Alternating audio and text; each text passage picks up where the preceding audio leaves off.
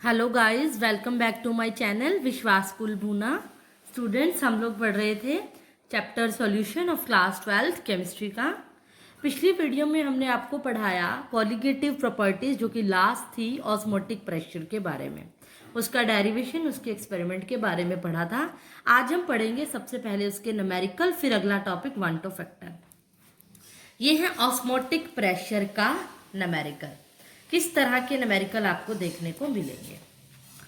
Firstly, see the statement, calculate the concentration of that solution of sugar. हमने क्या निकालनी है? कंसेंट्रेशन निकालनी है।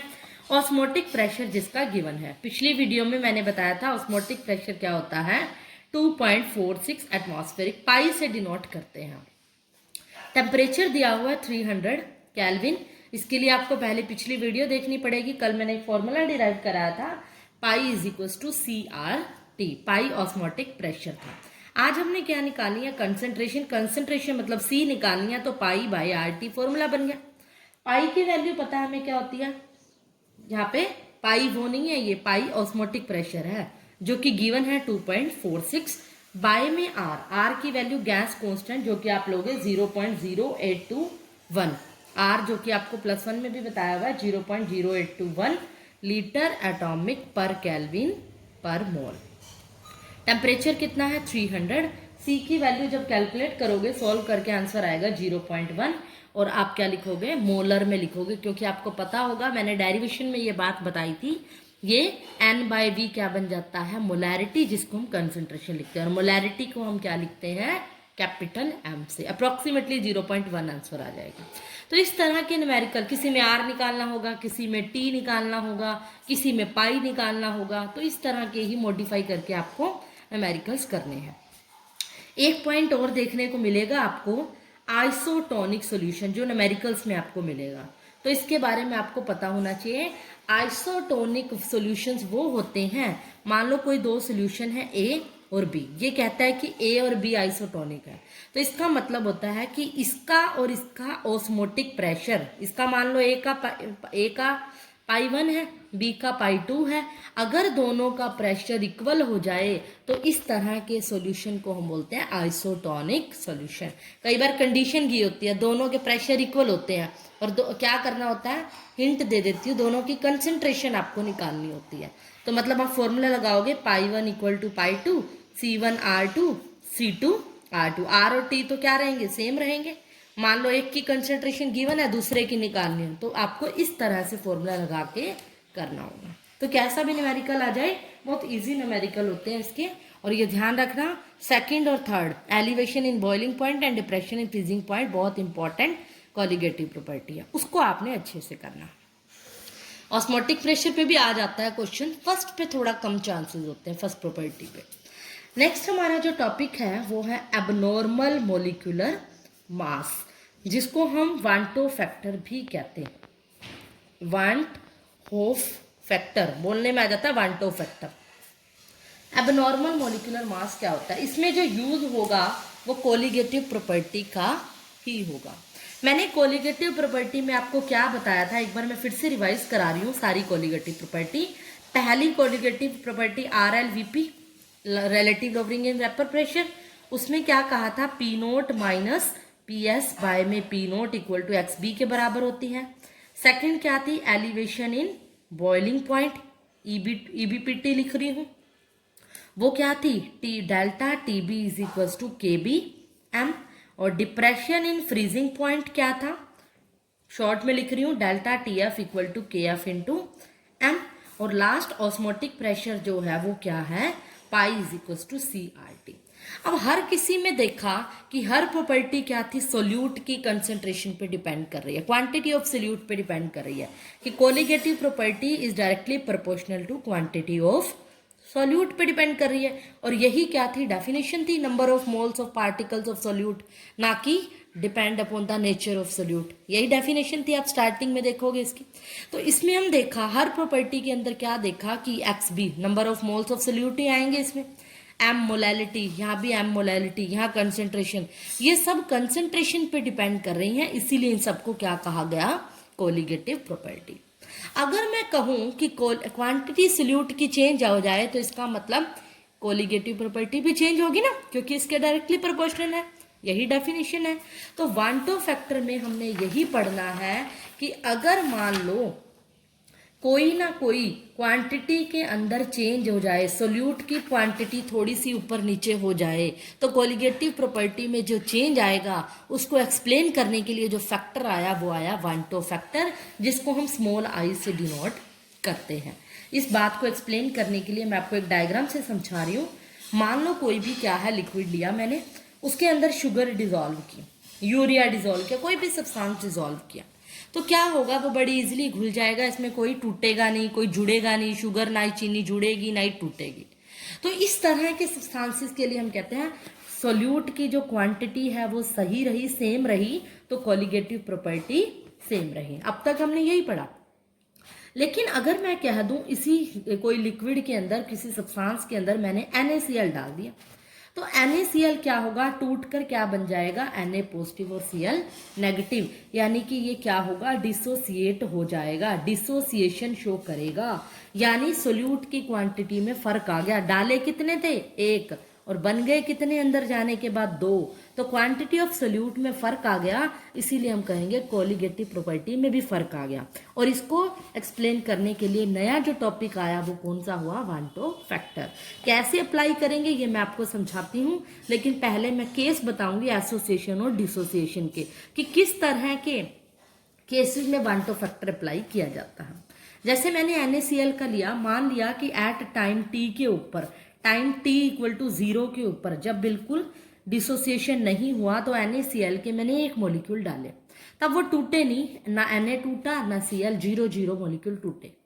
जब मैंने टाइम t ले लिया, थोड़े टाइम बाद देखा NaCl टूट गया, खत्म हो गया 0, और वो Na पॉजिटिव और Cl नेगेटिव एक एक में टूट गया।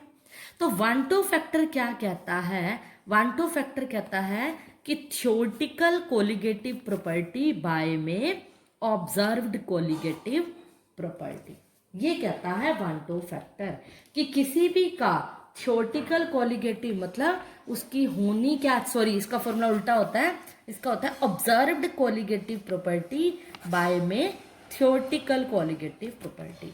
ऑब्जर्व क्या किया आपने, कितने मॉलिक्यूल टूटे इसके, 2, लेकिन थ्योरेटिकल जो हुआ एक्चुअल में हुआ, नॉर्मल कोलिगेटिव प्रॉपर्टी भी मिल सकता है बुक में आपको, एक्सपेरिमेंटल भी कह सकते हैं इसको। तो एक्चुअल में कितने डाले थे आपने, 1, ऑब्जर्व हुआ कितने, मिले कितने आपको, 2, तो ऑब्जर्व बाय में थ्योरेटिकल वो उसका फॉर्मूला हो गया, आई की वैल्यू 2/1 क्या आएगा 2, आई की वैल्यू यहाँ पर ग्रेटर देन 1 आ गई, किस केस में, जब मॉलिक्यूल का मैंने डिसोसिएशन का केस लिया, जब कोई ऐसा सोल्यूट डाला जो डिसोसिएट हो गया। तो ये बहुत इंपॉर्टेंट पॉइंट है कि जब कोई सोल्यूट आप ऐसा डाल रहे हो जो वो डिसोसिएट होता है, तो वन टू फैक्टर की वैल्यू क्या होगी, ग्रेटर देन 1 होगी। इस बात को अब मैं एसोसिएशन से भी रिलेट करती हूँ। अगर मैं कोई सोल्यूट ऐसा ले लूं जो क्या होता है एसोसिएट, मान लो मैंने एसिटिक एसिड के 2 मोल्स ले लिए, बेंजीन के अंदर मैंने उसको डाल दिया, बेंजीन लिक्विड के अंदर डाल दिया सॉल्वेंट के, तो मैंने क्या ऑब्जर्व किया, ये डाइमर हो गया, 2 मोल बन गया, एसोसिएट हो गए, जुड़ गए। वही मैंने डाले कितने थे इसके, 1 मोल डाला था एसिटिक एसिड का स्टार्टिंग में, लेकिन बाद में क्या हुआ, मैंने देखा तो एसिटिक एसिड क्या हो गया, ये तो बैलेंस करके लिखा है ना मैंने 2, मैंने एसिटिक एसिड डाला बेंजीन में, वो डाइमर बनाने लग गया, तो मीन्स मुझे पता चल गया कि वो 2 बन गया। तो वन टू फैक्टर क्या आएगा, ऑब्जर्व्ड बाय में थ्योरेटिकल, ऑब्जर्व कितने हुए मुझे इसके, यहाँ पर कितने मॉलिक्यूल ऑब्जर्व हुए, डाइमर, सॉरी मैं उल्टा बता गई, इसमें 2 मॉलिक्यूल डाले और वो डाइमर जुड़कर, सॉरी क्या हो गए, 1 हो गए, एसोसिएट हो गए ना, इस बार 2 मॉलिक्यूल डाले और यहाँ पर क्या हो गए, जुड़कर 1 मॉलिक्यूल बन गए। अब 2 डाले और मिले कितने, 1। अब ऑब्जर्व्ड बाय में colligative, observed colligative property bye में थ्योरेटिकल कोलिगेटिव प्रॉपर्टी, ऑब्जर्व कितनी हुई मुझे, 1 मिल गई, डाइमर जुड़ के 1 ही जुड़ा, लेकिन डाले कितने थे मैंने, 2, 1/2 क्या आ गया 0.5, आई की वैल्यू लेस देन 1 आ गई, किस केस में, एसोसिएशन के केस में। तो ये बात क्लियर हो गई, अगर मैं कहूँ किसी मॉलिक्यूल को मैंने डिसोसिएट किया तो मेरा वन टू फैक्टर की वैल्यू ग्रेटर देन 1 आएगी, और अगर मैंने एसोसिएट किया तो वन टू फैक्टर की वैल्यू क्या आएगी, लेस देन 1। तो इसी से एक फॉर्मूला डिराइव होता है, तो आपको बुक में ये फॉर्मूला मिल सकता है, आई की वैल्यू क्या आएगी, experimental value of colligative property bye में कैलकुलेटेड वैल्यू। एक्सपेरिमेंटल बाय में कैलकुलेटेड की फॉर्म में भी मिल सकती है, या ऑब्जर्व्ड जो मैंने अभी बताई थी कोलिगेटिव प्रॉपर्टी बाय में नॉर्मल कोलिगेटिव प्रॉपर्टी, इस फॉर्म में भी आपको मिल सकता है। एक्सपेरिमेंटल जो आपको ऑब्जर्व हो रही है, एक्सपेरिमेंट करके आपको दिखी, ऑब्जर्व कोई कह रहा है ये, और कैलकुलेटेड वैल्यू मतलब जो आपने कैलकुलेट की थी, एक्चुअल में ये सोची थी, या ऑब्जर्व बाय में नॉर्मल भी हो सकती है, इस फॉर्म में आपको मिलेगी।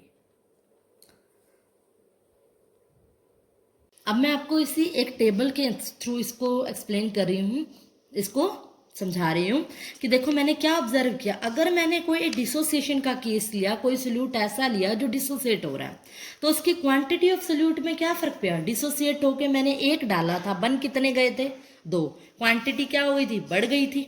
और हमें पता है कि कोलिगेटिव प्रॉपर्टी किसके डायरेक्टली प्रोपोर्शनल होती है, क्वांटिटी ऑफ सोल्यूट। अगर सोल्यूट की क्वांटिटी बढ़ेगी तो कोलिगेटिव प्रॉपर्टी भी बढ़ेगी।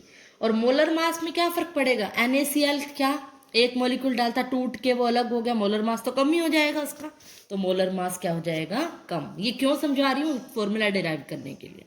सिमिलरली देखो एक बार अभी आगे समझ में आएगा।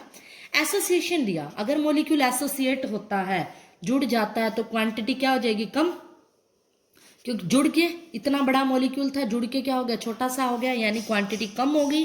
और क्वांटिटी कोलिगेटिव प्रॉपर्टी के डायरेक्टली प्रोपोर्शन है, ये भी कम हो गई। और मोल जुड़कर बड़ा हो गया, जुड़ गया, तो जुड़ने के बाद उसका मॉलिक्यूलर मास क्या होगा, ज़्यादा होगा, तो मॉलिक्यूलर मास बढ़ जाएगा। ये मैंने आपको किस लिए बताया कि डिसोसिएशन के केस में मैंने क्या ऑब्जर्व किया, देखो कोलिगेटिव प्रॉपर्टी और मॉलिक्यूलर मास का कैसा रिलेशन मिला मुझे, इनवर्सली प्रोपोर्शनल।